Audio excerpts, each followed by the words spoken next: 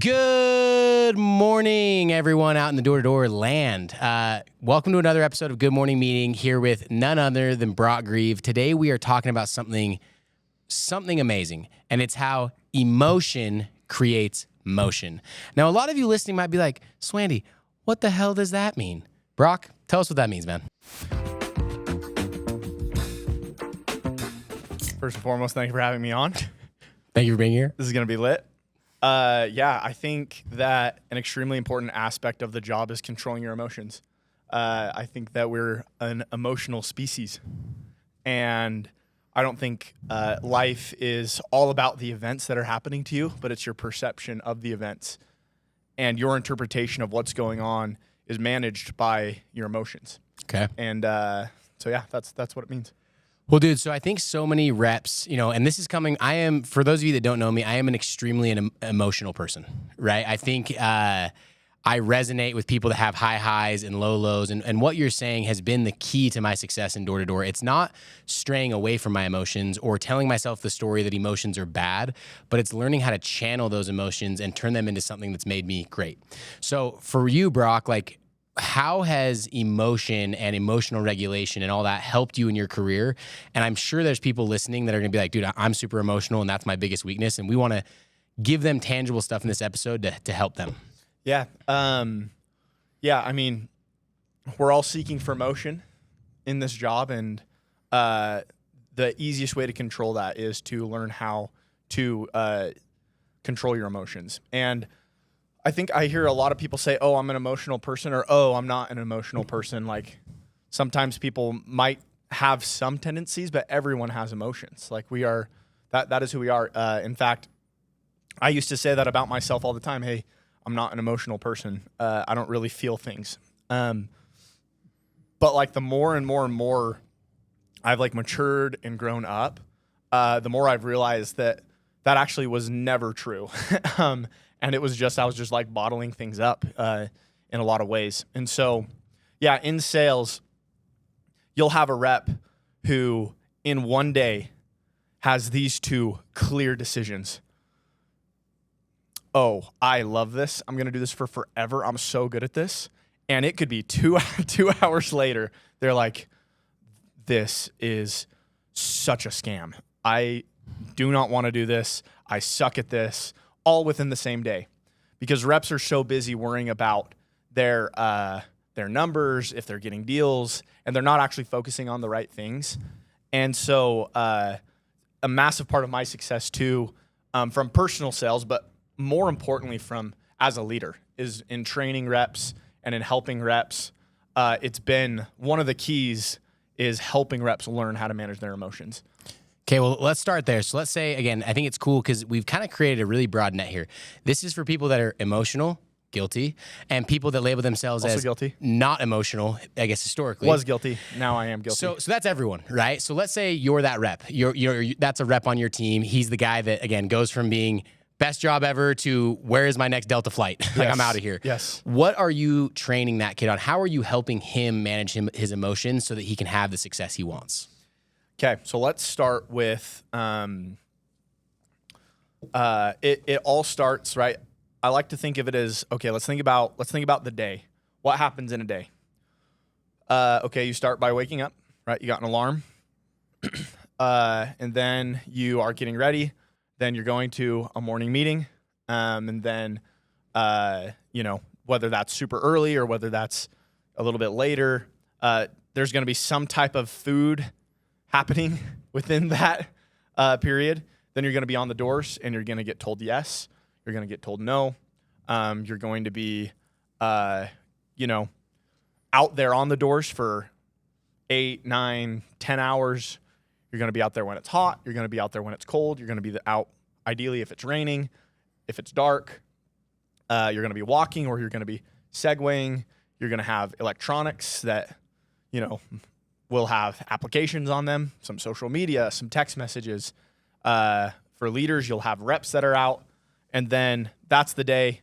Day ends, cool. Then the car group is going to pick you up, and then you're listening to what everyone's talking about in the car group, and then you get home. A little bit of food is probably going on, And then there's time between when you eat and when you fall asleep, and then you sleep.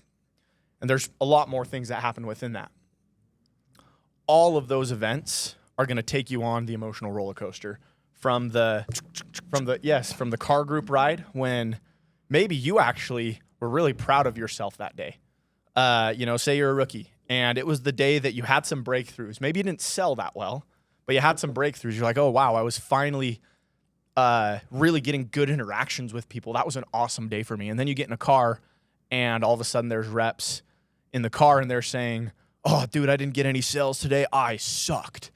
Now, Screw this job. Now what happens is that rookie starts to reframe what success looks like and says, oh, I didn't get any sales either, so I sucked, and I was actually having a good day. And so the whole point that I'm getting at is all of this stuff is going to get thrown at you. And so at each part of the day, you can learn how to control your emotions at every part. And it starts by taking a little bit of inventory and analyzing, okay, how am I feeling? And what type of patterns am I noticing with my emotions? And am I kind of a roller coaster rep? Am I even keel? And you'll find most reps will say that they're totally fine after they knock their first couple of doors, but they're the most like nervous or anxious or miserable before they knock. And so it starts with the morning. Like, okay, how can we have like a really good morning where you show up and you're like extremely excited? How can you continue that emotion and that energy through the morning meeting? And then how can you do it before you knock and then while you knock? And so I have a whole playbook kind of like on this whole thing that we could dive into if you wanted. But it starts, that's the first step, is starting with, okay, what are all the different moments? Why do I need to have energy? Why do I need to show up with attitude? Why do I need to show up with like a positive headspace? And how can that help me be better at my job and help me enjoy the day more? So yeah, that's kind of where it starts. Well, dude, what I'm hearing right here, and I want to kind of like bring this in for everyone listening. So many people let their internal state be dictated by external things that happen. Yeah. For example, if you knock your first door and someone's nice, it's like, okay, it's going to be a good day. If you knock your first door and it's an absolute jerk, you're like, okay, I'm buckling in for the worst day of my life. Yeah, and you say that. Literally. So it sounds like what I'm hearing is you're breaking up your day into these different segments, and you're saying, how can I make sure that I'm controlling my internal state? I'm happy, I'm grateful, I'm focusing on the right things so that no matter what happens, you're in a good state. And again, I think it starts with the morning. Tony Robbins talks about this. If you want a little hack, go look up Tony Robbins priming. What he talks about, I went to one of his conferences, and he says that our brains are like, we're creatures of habit. And if you think about it, if one of your friends tells you a story about something really positive, what triggers in your mind? Other positive stories that you have. Dude, if your friend is telling you something they're grateful for, what do you start thinking of? Things that you're grateful for. And so he talks about the power of starting off your morning with this priming, where he makes you think about things you're grateful for, people you love, and what he says, it creates this pattern where the rest of your day, you're kind of stacking on those feelings. And imagine a world, if you're a rep that's out there and you're really struggling, imagine a world where no matter what happened in your external state, meaning like good day, bad day, days where you bagel, days where you sell 20, where your emotions were totally regulated and you were happy regardless. It sounds to me like that's what this playbook that you're talking about kind of gets people to. Totally. So what I would say, Brock, is how you kind of said that you were labeled yourself as not an emotional person. Yeah. How has tapping into that, like developing this playbook, how has that changed like your own personal happiness and fulfillment on the doors? Yeah. Well, I would say it's created better results too. And yeah, it's just more fun to not be sad. That's the direct answer to your question. It's just more fun to not be sad. Agreed. And it will make you sell better. And here's why. You're constantly communicating with people by the way that you look, and they can literally read it on your face. And it's way more obvious than you think. And so energy, right? Number one, energy. Number two, attitude/emotion will make you sell better, right? You can even hear it like this, right? You knock on the door and you say, hey, what's up, man? I'm Brock. I'm with Mira Pest Control. Taking care of a few of the neighbors. If I can squeeze you in, we'll do it for super cheap, right? Like that just doesn't. That's not going to sell anything. Sales is a transfer of energy. That's what it is, right? That's literally what it is. You can say the same exact thing and do way better. It's actually not the way that I do intros either. That's not the words that I say. Totally fine. Just kind of making fun of people who are still saying that for the last 20 years. But it's like okay, how different does this sound? Okay, knock, knock, knock. Comes up. Hey, what's up, dude? How are you? Good, good. Hey, super quick. I'm going to be out here all day today. My name's Brock with Axiom. You're going to see us up and down the street doing a bunch of the homes. Tim, Mary, Johnson. You'll just see us out here all day today. Most everyone that we took care of had a company. If you didn't yet, you guys have a company or not yet? It's just way more urgent. It's energized. It's attitude, right? And so, one, you'll just enjoy the day better if you can learn how to be happy all the time. Two, you'll sell better because people will buy your energy. And so it's this attitude, it's this energy, it's this happipness. And it all starts with like the morning. So we could even like dive into the playbook. Yeah, I was going to say that. So for anyone that wants to be like you, which again, if you don't know about Brock's results, Google him. He wins. That'd be sick if I had some Google. Well, maybe don't Google him, but I'm just clout. telling you, Brock, I mean, you've done how many golden doors? Yeah, so I've done 5 golden doors. Best summer I did 1.3 million. He's run some of the best teams in the entire industry. Like his accolades are, I mean, it would take us an hour to go through all of them. Yeah. But the reason that I say that is multiple golden door rookies. Yes. Last year, the team I ran, our rookie per rep average was $51,000 in earnings. Not in, and then obviously the revenue was insane. So yeah, I literally think I'm one of the best, if not the best ever at team running and training and all this stuff. And I bring that up, guys, because I want you to understand who you're listening to so that you actually take his advice. So if you want to be like Brock, have the experiences that Brock has had, what he is saying is as he has changed that internal state, it has massively changed the results he's had. So let's focus on this more.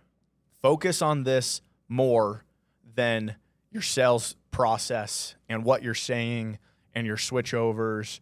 Focus on this more. This is the difference. So, and let's start in the morning. Okay, so you used to not, and it's kind of funny because this last summer I saw a big change in you, dude. You used to not be like a big I'm caught routine saying guy. on the landing pad saying, "Oh yeah, dude, I'm not really like a morning routine guy. I kind of just roll out of bed and do my thing. I'm so tough. I can do that." So what changed? Yeah, life's different. I mean, I'm a dad now, and I was out in market. My wife and baby weren't able to come out in market, and I was just a little sad. And I dealt with a little bit of like I don't know if I should be out here. Like, is this really, what I should be doing? Just like maybe a little bit of like vision issues. And yeah, I was a sad boy in it. And it brought in a lot of like anxiety and nerves and a lot of the stuff that reps have a hard time with as far as getting out of the car, not being able to get out of bed. I was dealing with that for the first time in my career this year. And so I'm like, okay, cool. This is like nothing happened in my genetics. This is just like, I'm having a hard time managing my emotions right now. That's all it is. And so let's not use this as an excuse, but let's figure this out. So starting in the morning, right? Like Parker was saying, step one, you want to prime your day. And everyone has a different way of doing that. Having routine is really important because it's something that, for me, I wanted to have something in the morning that I was excited to get out of bed and go and do. And so I started really liking breath work, which is just like, look up like Wim Hof. Tony Robbins does it in a lot of his seminars. It's just this cool thing where you do some deep breathing, some breath holds, and it just totally like regulates your emotions. It just brings you back to zero. And it feels good. It gives you a little bit of a tingle, a little bit of a body high. And I would combine that with vision statements, right? Like, hey, what type of opportunities am I creating for myself by executing today? What is my why? What is my purpose? What am I good at? Why should I be confident? So I would do some breath work and I would say those things. And then I would do a cold shower and I would drink an energy drink. And it was just a fun morning. And I would leave, and what would happen, there's science behind this. I was just filling my morning with good, healthy dopamine, not cheap dopamine, right? Like TikTok scrolling or hitting the snooze button gives you like bad dopamine. Guilty. Hey, me too sometimes. But it's like, right, you just start the morning off with this thing that would always bring me down to even, help me repurpose myself. And it just helped me realize like, okay, this actually isn't that hard. It's just walking around neighborhoods, killing bugs, talking to people in the sun. It's just like, it helps you realize like, okay, this is not that hard of a job. We talk too much about how hard this is. And by doing that exercise in the morning, boom, I was like ready to go.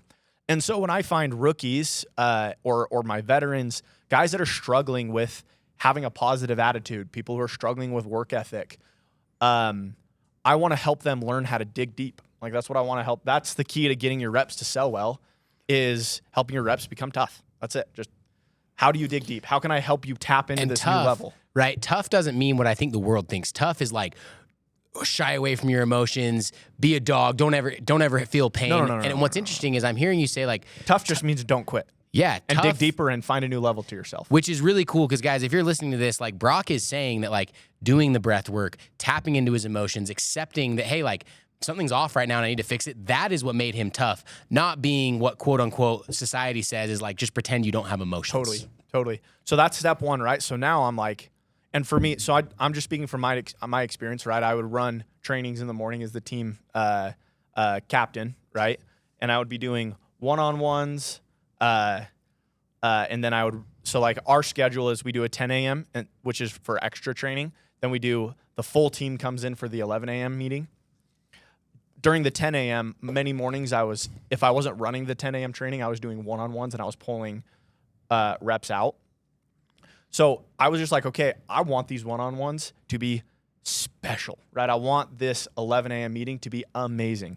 So that's why it was so important for me to just be in peak state, right? Be at the best. I wanted to be the best version of myself for these meetings. And so like to all the team leaders, right? Like it's your responsibility to give A+ trainings, A+ one-on-ones all the time. You're not always just going to naturally be able to be the best version of yourself. And so that's why I loved finding a really good morning routine that I love this year, because I know that I was showing up to these trainings just super, super, super dialed.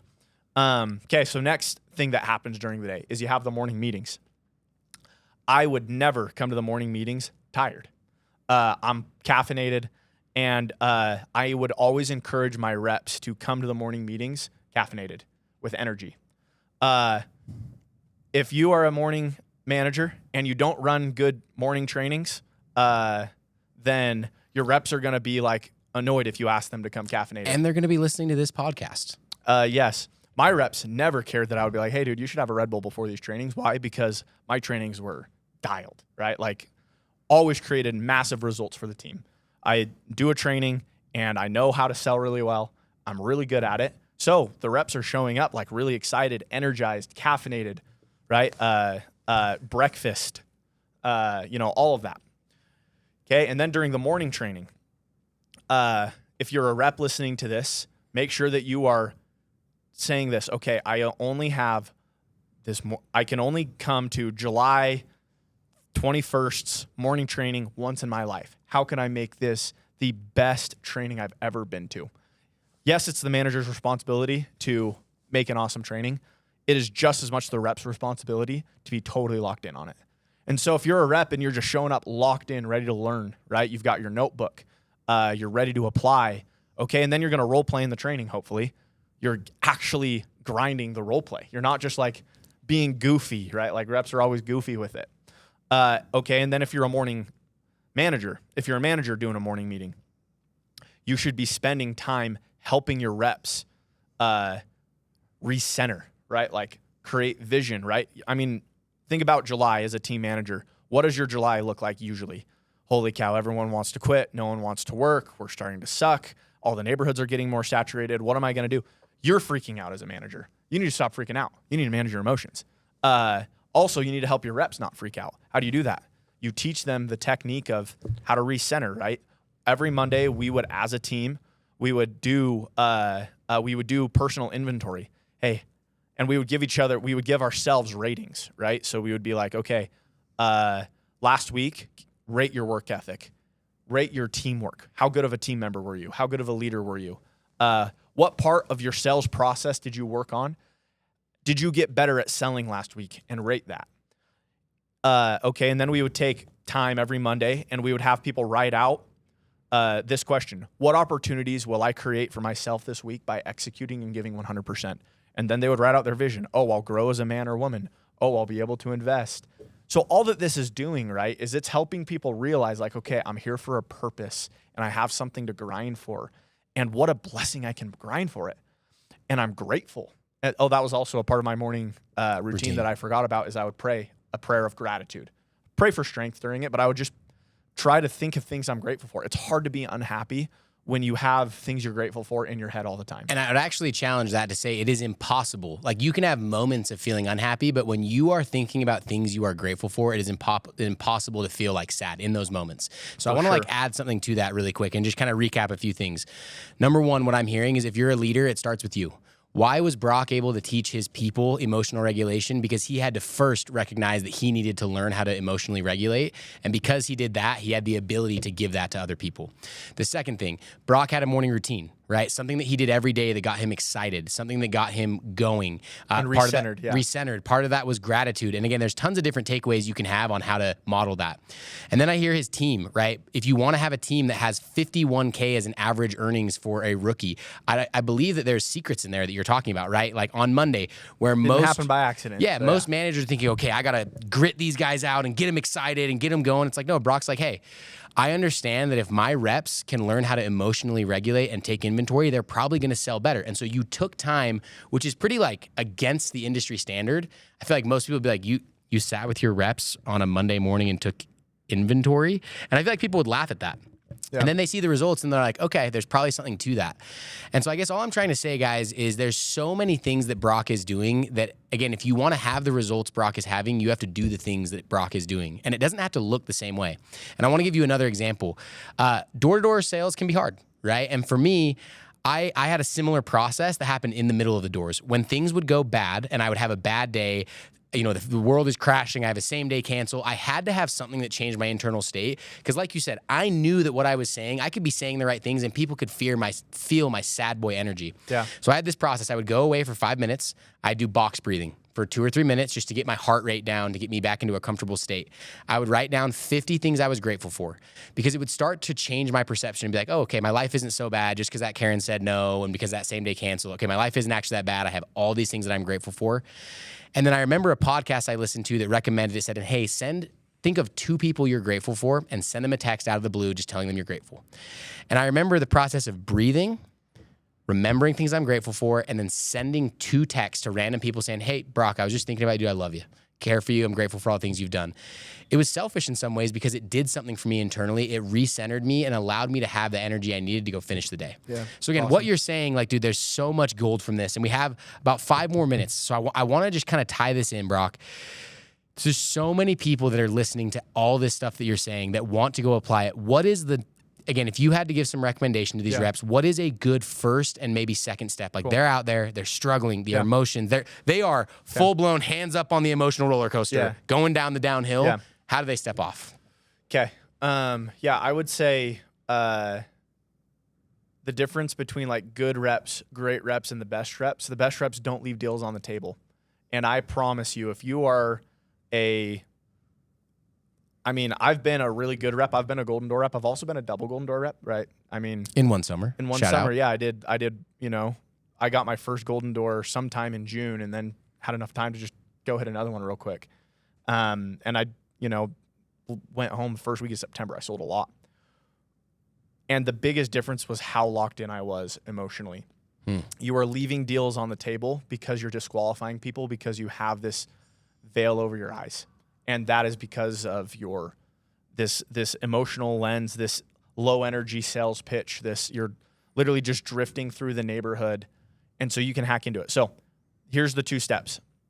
Number 1, take ownership in showing up to everything showing up to the day with really good energy, really good attitude, and do that by centering yourself in the morning, by knowing your opportunities that you will create by executing, by creating positive attitude, by having gratitude, having some type of morning routine where you can really think like, okay, this is awesome. Today is going to be amazing. Like that's how you should feel. And you should be so excited, right? It's like sometimes, like Christmas morning, you couldn't sleep because you were so excited for the next day as a kid. You should try to create that type of excitement about the day every morning. The second thing is managing your emotions on the doors. What are the negative emotions that are going to come in on the doors? Tired, negativity, anxiety, loss of belief. What creates that? Your environment around you. Your brain cannot be empty space. What it will do is it will always feed itself what it's seeing. Well, in door to door, 90% of your job is rejection. So your brain your brain can't be empty. It's taking in the environment, which is no, negative. So what happens by 5 o'clock? You're done. Yeah, your brain is gone, right? Like, why is it that so many reps get a sale really quickly, but then don't get very many sales at all between like 4 and 7? It's because they're leaving the morning meeting, they have energy, but then they don't know how to regulate throughout the rest of the day. So this is what I would say step 2 is. Do a pre-door routine. And so this will fill your brain so that other thoughts can't come in, right? You are constantly saying a few things before the doors in your head, or you're whispering it to yourself. What it's doing is it's filling the space of your brain so the negativity can't creep in, right? And so what you would say are, there's a bunch of different options. Gratitude, confidence. Something that I love to do is do sales practice and sales principles in my head. So like a pre-door routine for me. And I try to, if I'm really struggling, I'll try to say this in my head 50 times a day. People want to talk to me. People need my product. Remember your bandwagon. Look for bugs on the house. And then I'll knock, right? And so it's like mantra, baby, mantra. That was gold. Again, Brock is saying that to himself, and if you're saying to yourself all day what you're putting in your brain is that's the difference between me and you, right? I didn't miss on the deals that you missed on. Why? Because I believed I was going to sell it the whole time. Yep. How many times do you get 30 seconds into your intro and you're like, okay, this person is not, you're sifting people. Oh, this person isn't a buyer. You're disqualifying people. I never do that. Why do I actually believe I can sell them? One, I know that I'm way good at selling. But 2, it's like because I believe I'm going to sell them because I'm managing my energy and my emotions. And all day I'm saying, people want this. People need this. They want to talk to me. I'm the best. Okay, remember my bandwagon? Okay, I just signed up blank, blank, blank. I know this person lives across the street. That way when I knock the door, I know exactly what to say. And okay, oh, look at that big old wasp nest above the garage. Now I know where to start. Boom, now knock. It's like now no negativity could have creeped in because I was thinking the whole time between the doors. And now it's just like, you do that all day, every day. I promise you're going to, you will probably double your sales by doing that. I love it. Well, mayest I add one thing to your 2-step process? Oh, I would love it. Guys, so we've talked about 3 areas of the day. Brock talked about the morning, and you now have a winning routine or something you can do to help you win the morning. He then gave you kind of the pre-shot routine, which, you could just literally steal Brock's 4 things that he said between every door that was like kind of a mantra. So that's in the middle of the day. Well, I want to give you guys all a challenge as well. A way that you can level up is at the end of the night. There was, it was like a general conference talk or something, and there's this apostle talking about something that he did as a practice for his whole life. And he said that every single night before he would go to bed, he would grab a notebook and he would write down 3 things that specifically happened that day that he was grateful for, which I think is different than saying 3 things you're grateful for. Because Tony Robbins has this quote that says, you don't experience life, you experience the life you focus on. Yeah. And so that is exactly what we're talking about right now. Exactly. And imagine, so now again, your morning is winning. Your middle of the day is winning. And now imagine before you go to bed every night, you are making the conscious choice to say, what are 3 things that, not just 3 things I'm grateful for, 3 things that happened today that I'm grateful for. And I promise you, if you start doing that, because I've done it, it changes your brain chemistry. It changes the way you look at the day. And the cool thing is guys, everyone, you're not exempt after listening to this podcast. You're going to have really bad days where tons of negativity happens. But it takes a really emotionally mature person to always be able to find the good in every day. And so sometimes you might have 1,000 things that went wrong in the day, but by forcing yourself at the end of the night to say, hey, what was 3 things I'm grateful for? I'm grateful that there was wind in my face. I'm grateful I didn't die today.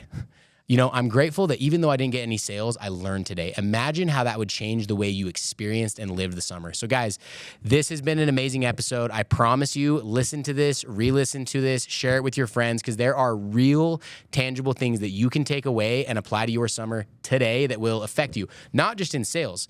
But I'm telling you guys, Brock is a different person this year because he's not only just emotionally regulated on the doors, he's emotionally regulated in life. And if you want to show up as a sales rep, as a friend, as a husband, as a father, as a wife. Like, this is the key to all of it. I'm going to end with the quote again from Tony Robbins. You don't experience life. You experience the life you focus on. So as an industry, guys, let's go level up and let's focus on the right things that serves us and allows us to live our dreams. I will see you guys next week on Good Morning Meeting.